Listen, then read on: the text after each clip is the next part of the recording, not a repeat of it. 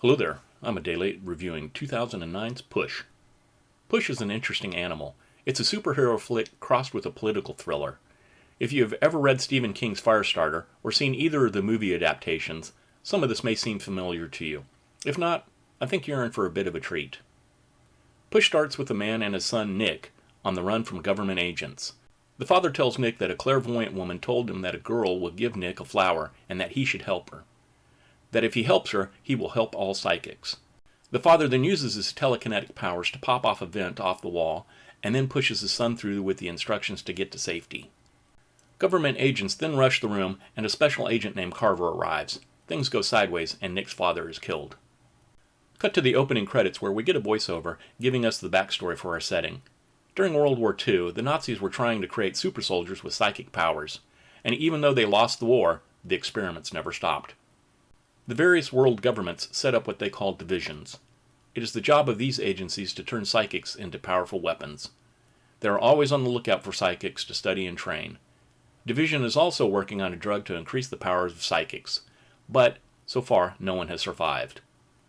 Our narrator is one Cassie Holmes, a young girl who is a watcher, a clairvoyant, someone who can see the future. But difficult to see. Always emotion is the future. Cassie's mom is a very good watcher, and Division has her, and Cassie wants her back.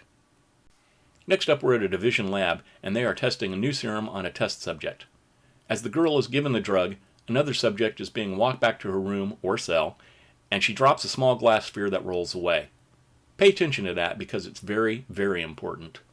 Carver watches as the girl goes into convulsions and then dies.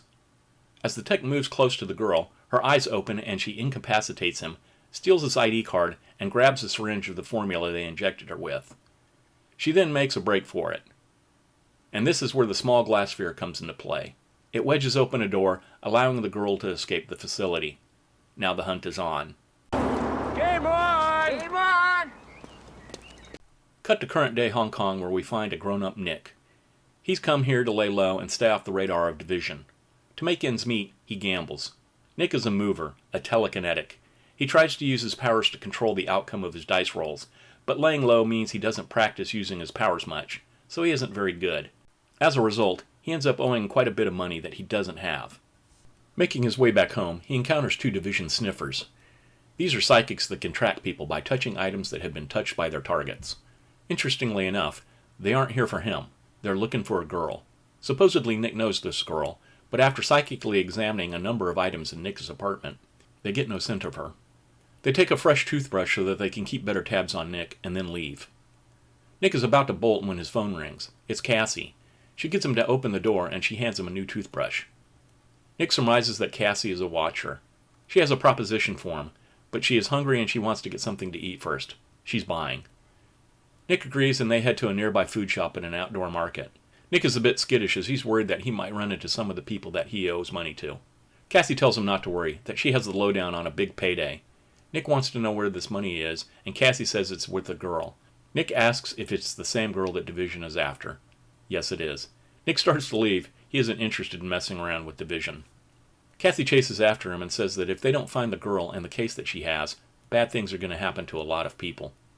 She then has a flash of the future and they are in danger. She tells Nick that they have to leave because there's some bleeders there that are looking for the girl as well. They start to leave, but then they run into the Pop family.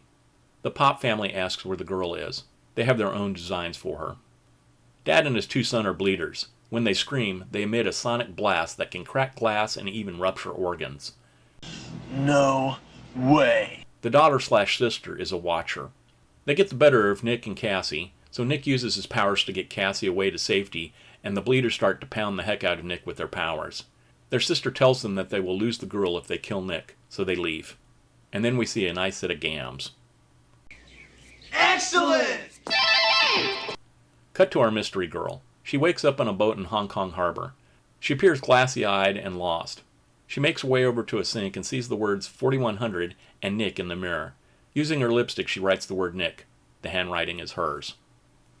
Elsewhere in the city, we catch up with Cassie as she enters a building where the woman has taken Nick. It turns out the woman is a Stitch. She can heal most injuries. Apparently Cassie's mother helped her out years ago and asked her to be at the market to save Nick.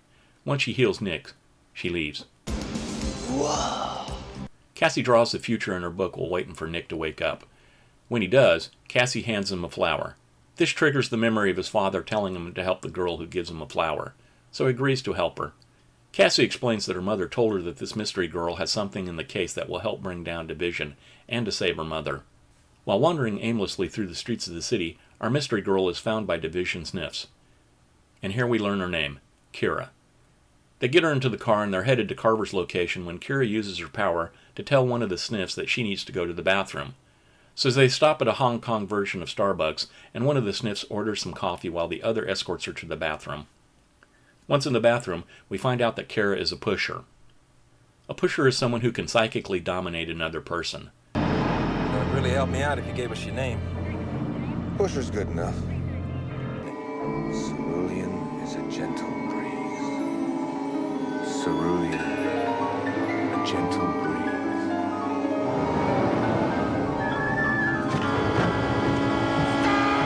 Kira plants a memory in the sniff's mind that he had a brother that was killed by his partner. The sniff takes out his gun and he goes back into the service area and kills his partner. He then screams, realizing that his memories might be wrong. He goes back into the bathroom to get Kira. The two tussle and Kira's bracelet is torn from her arm, but she gets the upper hand and makes a break for it, stealing the sniff's car. Elsewhere, Nick and Cassie are in a cab and Nick is looking at Cassie's drawing book. He recognizes an image as a logo of a club, and he tells the cabbie to take them there. Also in the picture is a bead. Cassie doesn't know its importance, but we will find out later that it's a bead from Kira's bracelet. Cut to Agent Carver, Victor, and the sniff. Carver is worried that the sniff has been compromised by Kira, and relieves him of duty, telling him to return to Division. The sniff says that he is fine, and in a display of typical government waste, Carver tells the sniff to put the gun in his mouth and pull the trigger. The sniff looks confused until Carver's eyes go black, revealing that he too is a pusher. Carver and Victor walk off while the sniff kills himself, and Carver tells Victor to pass the beads around to every sniff and watcher they can lay their hands on. Victor brings up that the Chinese are after Kira as well, and that they can't let the Chinese get their hands on the drug. Carver says to put a price on Kira's head, hoping that will help. Cassie and Nick arrive at the club. Inside they find Hook Waters. He's a shifter, someone that can make an object look like something else for a short period of time.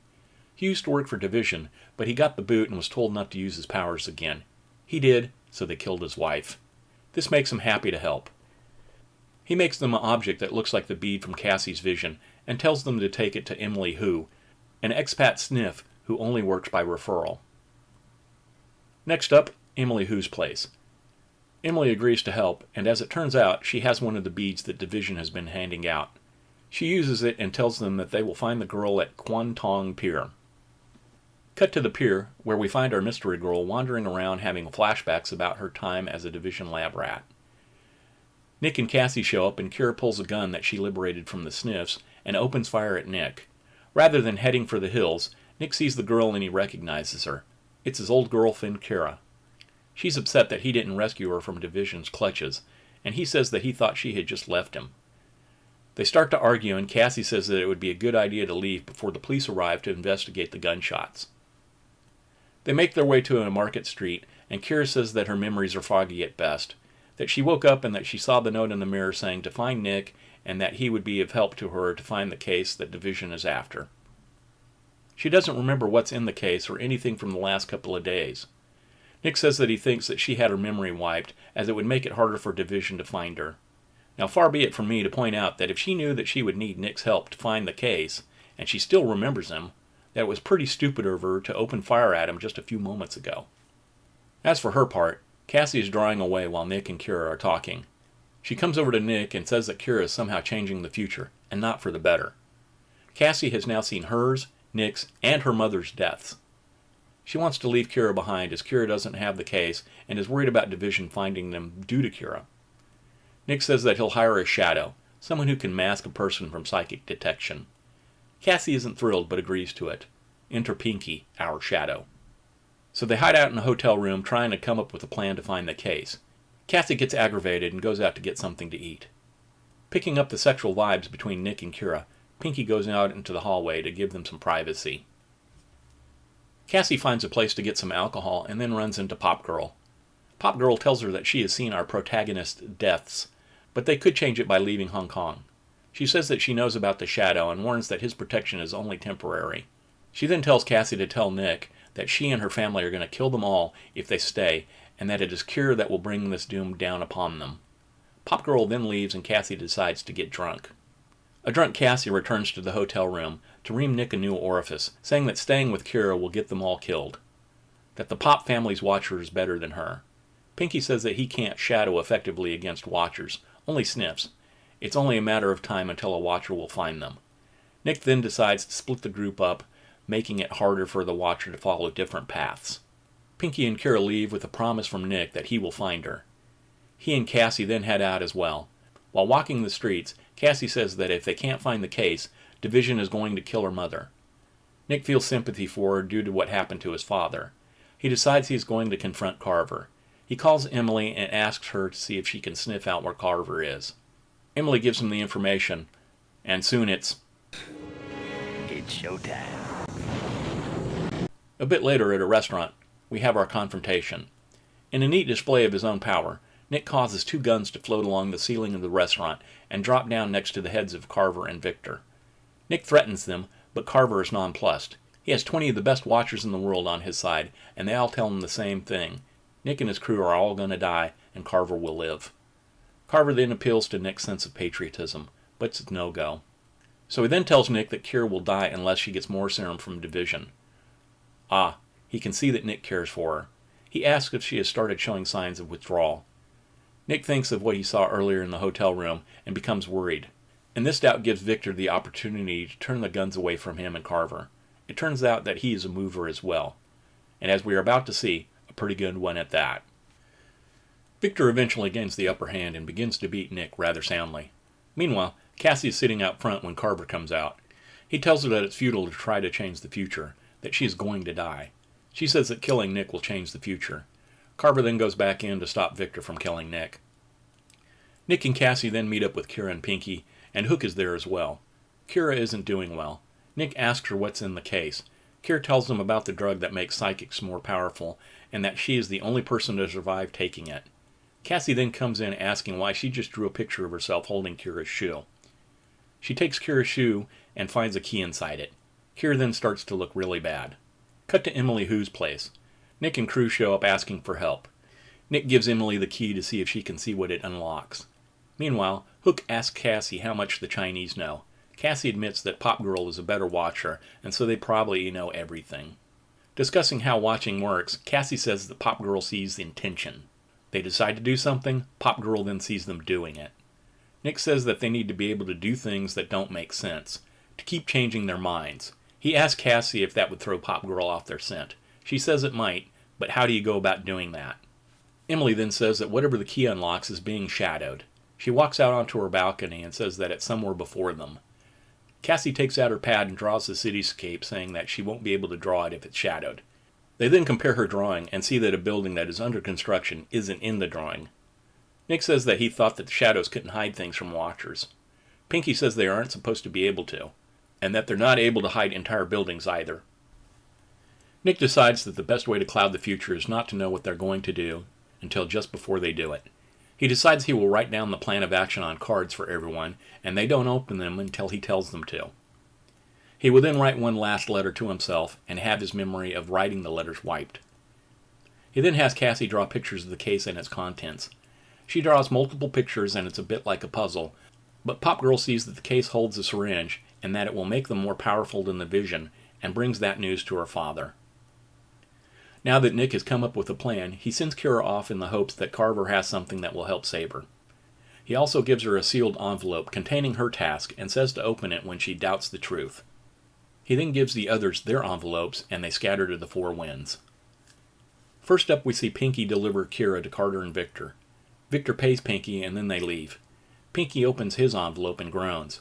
Cut to Pinky getting out of a cab near the docks. He gives the pouch of money that Victor gave him to Nick, and then tells him that the Mind Wiper is on a big yellow boat. Nick then goes over to the boat.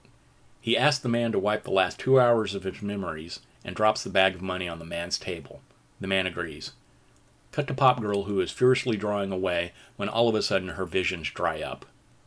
Oh my. Hook then arrives at the mystery building and uses his power to create a fake ID to get past the guards. He goes up to locker 4100 and retrieves the case.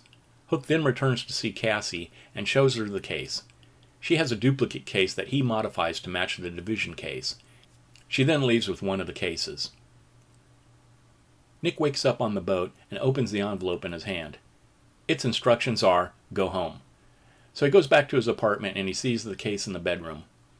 As he goes over to it, the Stitch touches him and removes all of the healing she did for him earlier in the movie.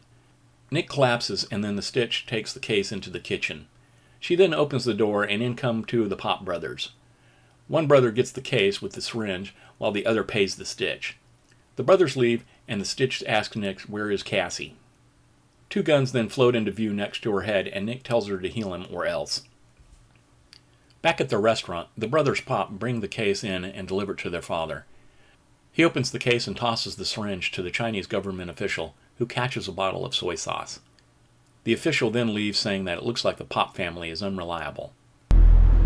Oh. Pop Girl, for her part, has seen that the syringe is at the mystery building and tells her brothers. Cassie shows up at Nick's place and tells him that Kira is with Division and gives him an address. Meanwhile, at that address, Carver shows Kira her Division ID and tells her that she volunteered to take the drug, that they were partners. He then pushes her to remember this past. Back to Nick and Cassie.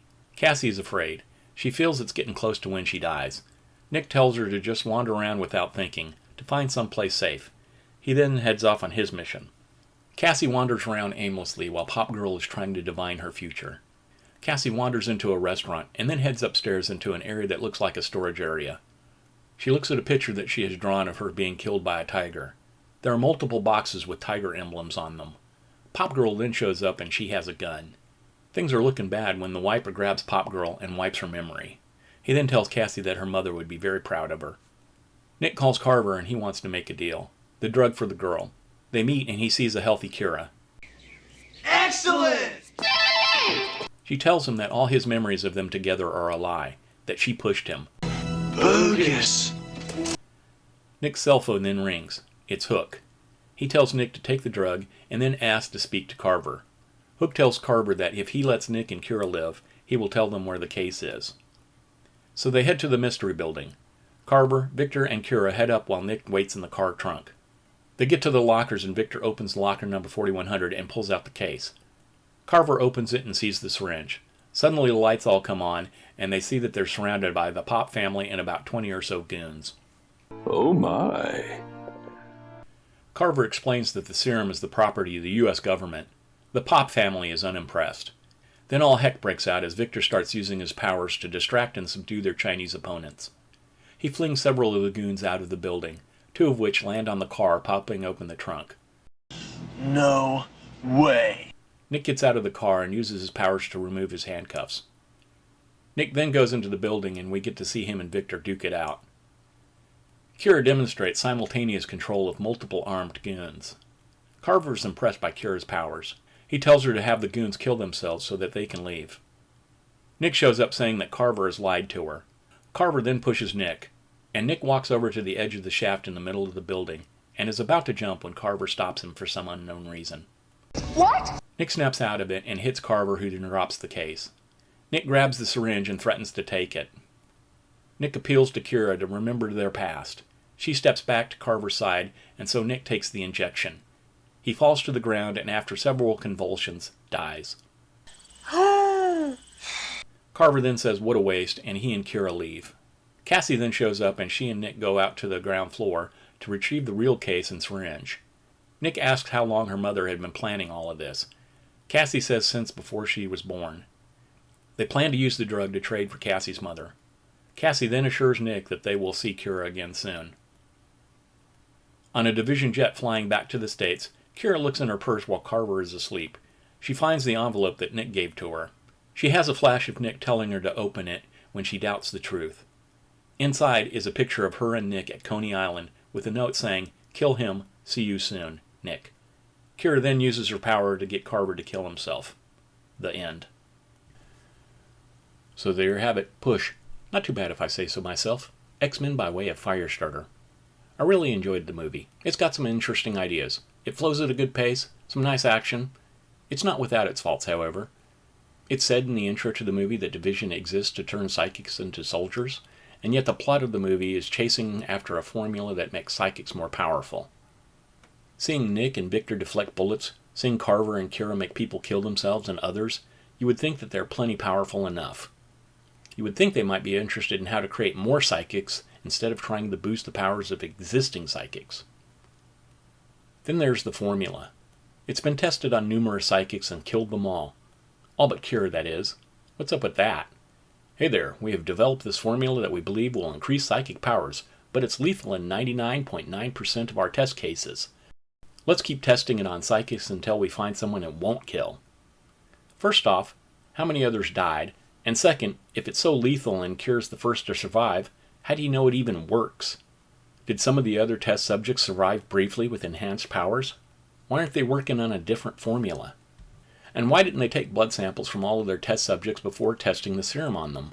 Sure, Division would still need to get their hands on the serum so that the other world powers wouldn't have the formula, but at least they would already have the genetic information of Kira in case they couldn't get their hands on her, or that she died from some other cause, hit by a bus, that sort of thing. And then, of course, there's the Watchers and the idea behind how their powers work. I think it's an interesting idea that Watchers see results from intentions, but when you think about it, how many people actually plan out their activities in advance? You may have a general idea of how you will spend your time, say knowing that you have to go to work or school on Monday through Friday, but no one plans getting a flat tire, having a car accident, catching a cold, running into friends, things that will affect your schedule and future events. When I think of the idea that the future is predicted by intention, and how little intention actually goes into my daily events, it just doesn't work for me. I think that by introducing more people into the idea of getting their plan to work would help create more branches of possible futures, and it would be harder for Pop Girl to get a clear bead on what's going on. And that is probably the route that they should have taken. At one point in the film, they have Pop Girl focusing on Cassie because she's mad that Cassie embarrassed her in front of her family. Just have Hook use his power to make the Wiper look like Kira and have Cassie meet with this Kira. Pop Girl can't see beyond the meeting of Cassie and Kira because fake Kira then wipes Pop Girl's memories. At least that's one idea anyways. Of course, a lot of that is me just being nitpicky. The movie was directed by Paul McGuigan. He's best known for The Acid House, Wicker Park, Lucky Number 11, and Victor Frankenstein. I think he did a good job. He got good performances out of his actors. The film has some nice camera angle choices and cinematography.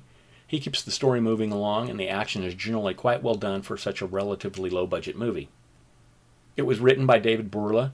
He is best known for Yesterday's Target, When Time Expires, Nostradamus, and Push. Looking at the rest of his few writing credits, Push is the only movie that rises above a 3 or 4 range on IMDb, and it appears to be the last thing he wrote. The movie stars Chris Evans, Dakota Fanning, Camilla Bell, Jimon Hansu, Nick Jackson, and Zhao Luli. They all do a good job, and props to Fanning, who would have been 14 at the time of filming. She really shows some nice range in her acting. It's rated PG-13 like most superhero action films. Gotta have your violence, but not too violent because otherwise the kids won't be able to see it. The movie clocks in at 1 hour and 51 minutes, which is long enough to let the story breathe without feeling rushed. It allows for some character building moments, but not so many that you look at your watch wondering when this is going to end. It cost $38 million to make, which may sound like a lot of money, but consider that Iron Man came out a year earlier with a budget of $140 million. Quite frankly, I think it looks really good for $38 million. The bad news, it only took in $48.86 million worldwide, which means it lost money, and we won't be seeing Miss Trouble again. It has a 6.1 out of 10 on IMDb, 36 out of 100 on Metacritic, and Rotten Tomatoes has it at 24% per critics and 42% per audience scores respectively. So other than IMDb, it didn't rate very well. Now me, I like the film and I'd give it a solid 7 out of 10. It has some interesting ideas and is generally well told, but I admit I have an affinity towards superhero-styled action. I certainly think this film is worth your time. As always, thanks for watching. Until next time. It's one small step for man. Now cut